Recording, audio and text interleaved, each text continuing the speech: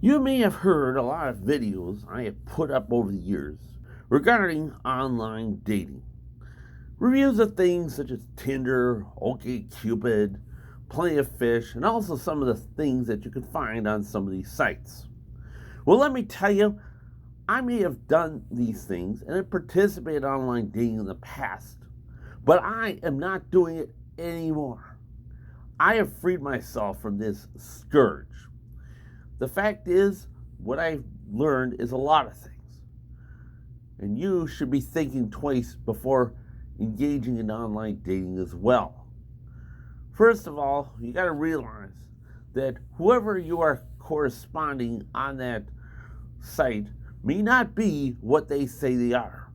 Like I said before, you likely could be encountering a scam artist from Africa, or maybe some fellow in the inner city whose only goal is to either rob or rape you. Online dating is extremely risky, and you do not know who these people are. The other thing is that if you have dabbled in this stuff, or maybe you have tried to find a significant other on the outside, and now you're thinking, well, it won't work, and now I'm going to go into online dating, and then online dating doesn't work either. Maybe you're not meant to be married. Maybe God is trying to tell you a secret that you should not be married. And that's the case with me. The fact is that I have learned over the years, and I finally understand now, that it is God's will for me to stay single.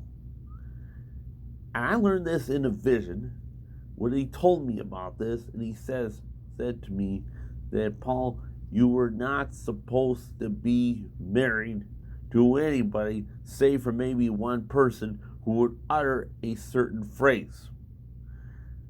And that would have to have happened by a certain time. Since that did not happen by a certain time, I understand. I can accept it now. And that's the problem, however, with a lot of people in this country today. We have lost our obedience to the Lord. We no longer obey our Lord. We figure, why should we? He probably doesn't even exist. Well, let me tell you, he does exist. He exists everywhere in this world.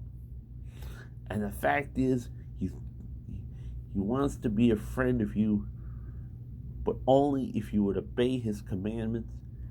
And I wish America would start turning around and obeying these commandments as well. It's time for America to stop thinking of themselves and start thinking that, well, maybe we need to humble ourselves a little bit.